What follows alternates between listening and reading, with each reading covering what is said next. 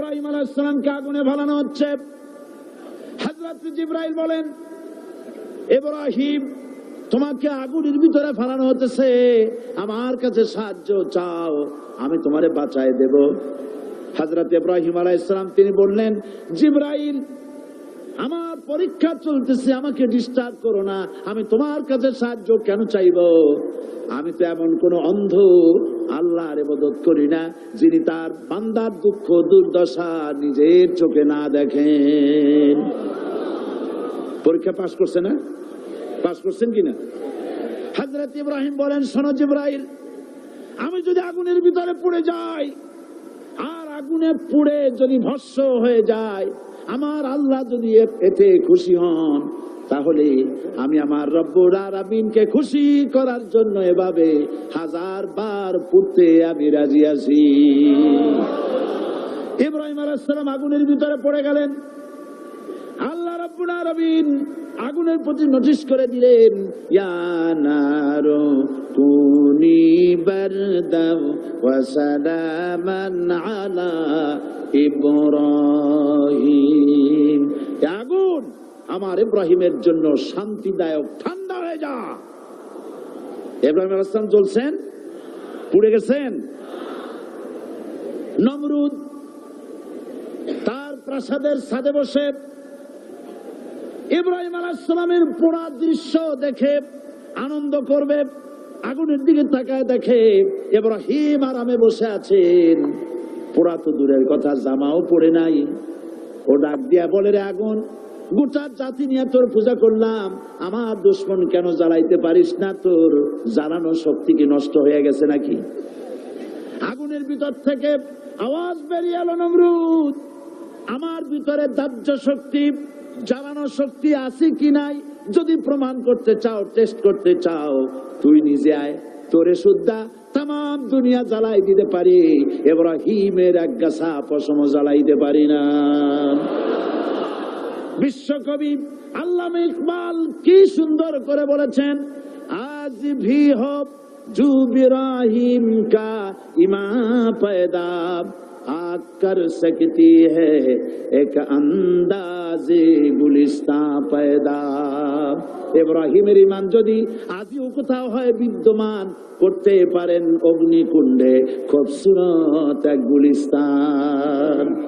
এখনো যদি ইব্রাহিমের সন্তানদেরকে আগুনের মধ্যে ফেলে দেওয়া হয়, আর ইব্রাহিম ঈমান যদি থাকে, আগুনকে ফুলের বাগান বানাবার ক্ষমতা আল্লাহর আছে। চিরকাল আল্লাহ পাক এই কালেমাকে দিয়েছেন আল্লাহর সার্বভৌমত্বকে প্রতিষ্ঠা করার জন্য।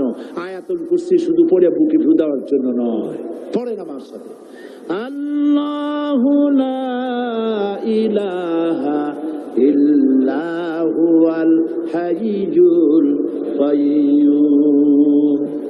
দুনিয়ার সমস্ত পয়গম্বর অত্যাচারিত হলেন, শুধু তাই নয়, বিশ্ব নবী আখেরি জামানার পয়গম্বর নবী মুহাম্মদ রাসূলুল্লাহ সাল্লাল্লাহু আলাইহি ওয়াসাল্লাম জাতির কাছে আসলেন। তিনি এসে বললেন, ইয়া আইয়ুহান নাস কুলু লা ইলাহা ইল্লাল্লাহ। প্রথম দাওয়া, প্রথম দাওয়া। শুনছেন কথা?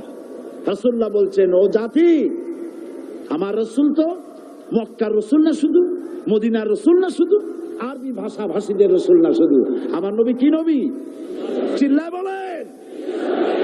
তাই তিনি বলেছেন, ও বিশ্বের মানবতা, বিশ্বের মানব গোষ্ঠী, যদি মুক্তি পেতে চাও, নাজাত পেতে চাও, উচ্চারণ করো, বিশ্বাস করো, আমল করো, বলো লা ইলাহা ইল্লাল্লাহ। জোরে পড়েন, লা ইলাহা ইল্লাল্লাহ, লা ইলাহা ইল্লাল্লাহু মুহাম্মাদুর রাসূলুল্লাহ। আবু জাহেল বুঝছিল কলেমার অর্থ? কথা বলেন না কেন? আবু জাহেল বুঝছিল? উতবা, সাইবা, মুগিরার গোষ্ঠীরা বুঝছিল? বুঝেছে। তারপরে তারা চিন্তা করলো যে সর্বনাশ করছে, লা ইলাহা, কোন ইলাহ নাই, আইনদাতা নাই, বিধানদাতা নাই, তাহলে আমরা কি ঘরে বসে বসে কি করব? উনি নতুন একজন ইলা নিয়ে আসছে, আল্লাহ ছাড়া কোন ইলা নাই, তাহলে আমাদের কাজটা কি? প্রথমে তারা চেষ্টা করলো যে একটু দেখি নরম নরম ভাবে হয় নাকি। চলে গেল আবু তালেবের কাছে, আসে না দিছে, বললো আবু তালেব তুমি তো কুরাইশদের নেতা, তোমার ভাইয়ের ছেলে কয়টাই কি? কি আশ্চর্যজনক কথা, লা ইলাহা ইল্লাল্লাহ, আল্লাহ ছাড়া কোন ইলাহ নাই, তা আমরা করবো কি? তোমার ভাতিজাকে বুঝাও লা ইলাহা ইল্লাল্লাহর দাওয়াত বন্ধ করে দিক, এর বিনিময়ে টাকা লাগে টাকা দেব, সোনা লাগে সোনা দেব, যত সুন্দরী মেয়ে চায় তাও দেব, নেতৃত্ব চায় তাও দেব, তবু যেন কালেমার দাওয়াত না দেয়। আসিনে কা হাদিসে আছে কিনা? নবীজি যখন বাড়ি ফিরলেন, চাচা আবু তালেব নিজের কলিজার টুকরা সন্তান হযরত জাফর আলীর চাইতে তিনি ভালোবাসতেন কলিজার মতো করে মুহাম্মদ সাল্লাল্লাহু আলাইহি সাল্লামকে। বলছে বাবা এমন কথা কেন বলো যাতে লোকেরা খেপে যায়, এই কথাগুলি বলো না, ওরা আমার কাছে এই সব প্রস্তাব দিয়ে গিয়েছে। রাসূলুল্লাহ প্রস্তাব শুনে এগ্রি করলেন। জি, আমার নবী বলেন ও আমার চাচা আবু তালেব প্রস্তাবকারীদেরকে শুনিয়ে দিন। হুজুরের সাথে তখন অনেক লোকজন নাকি, অনেক অস্ত্রপাতি, কিচ্ছু নাই, আল্লাহর শক্তি ছাড়া কিছুই না। আমার নবী বলেন ও আমার চাচা আবু তালেব প্রস্তাবকারীদেরকে শুনিয়ে দেন, যেটা দেওয়া সম্ভব সেটা তো দূরের কথা, যেটা দেওয়া সম্ভব নয় তাও যদি তারা দিতে পারে আমারে, যেমন আকাশের সূর্যটা ধরে এনে ওরা যদি আমার ডান হাতে তুলে দেয়, আকাশের পূর্ণিমার চাঁদটা ধরে যদি বাম হাতে আমার তুলে দেয়, এর বিনিময়ে এক মুহূর্তের জন্য তাওহীদের দাওয়াত আমি বন্ধ করে দেব না। সুবহানাল্লাহ।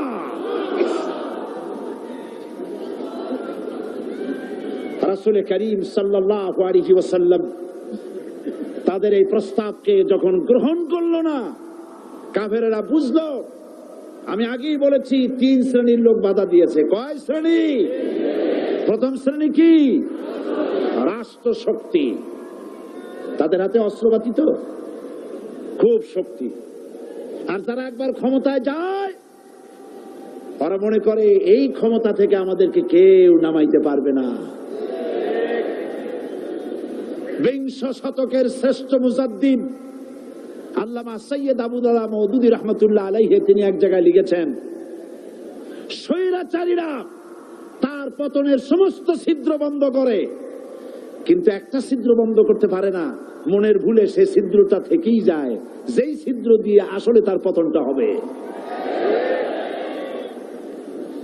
ক্ষমতায় গিয়ে মনে করে চিরকাল ক্ষমতায় থাকবো। ভারতের প্রধানমন্ত্রী পণ্ডিত জওয়াহরলাল নেহেরু রাঁচি পাগলাগারদে গিয়েছেন, মেন্টাল হসপিটাল। পাগলেরা নেহেরুকে দেখে আশ্চর্য হয়ে গেছে, এত সুন্দর মানুষ, মাথায় কিস্তি টুপি, গায়ে শেরওয়ানি, মুসলমানি ড্রেসই আলাদা, যদিও তিনি হিন্দু ছিলেন, পরেছেন মুসলমানি ড্রেস। শেরওয়ানি কাদের পোশাক? কাদের পোশাক? হাতে ছড়ি নিয়ে হাঁটা, স্টাইল করে, সুন্দর পাজামা, সুন্দর টুপি, সুন্দর সাজসজ্জা করে, মুসলমানদের ড্রেস।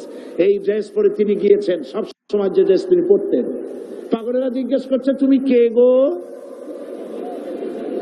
উনি বলছেন আমারে চেনো নাই, আমি ভারতের প্রধানমন্ত্রী পণ্ডিত জওয়াহরলাল নেহেরু। পাগলেরা বলছে ও সেই কথা, আমরাও যখন একুইটালে আসছিলাম এই তোমার মতো লম্বা লম্বা কথা আমরাও বলছি, থাকো আমাদের সাথে কিছুদিন, তোমার মাথাও ঠান্ডা হয়ে যাবে। ক্ষমতায় যারা থাকে, ক্ষমতার মোহে চতুর্দিকে অন্ধকার দেখে, মনে করে আমার পতন আর হবে না, কিন্তু তোমাকে বধিবে যে গোকুলে বাড়ি শেষে। গাড়ির চাকা সব সময় উপরে থাকে না, গাড়ির চাকা সব সময় উপরে থাকলে গাড়ি তো চলবেই না, গাড়ির চাকা ঘোরে বলেই তো গাড়ি চলে। সুতরাং এই উপরে তোমার চাকা উপরে এখন আছে বলে, তোমার দলের চাকা উপরে আছে বলে যারা মানুষের উপরে জুলুম করছো, আলেমদেরকে ধরতেছো, মুসল্লিদেরকে ধরে ধরে জেলে ঢুকাচ্ছ, সময় আসবে এমন ইন্দুরের গর্ত অপমানা পালাবার জন্য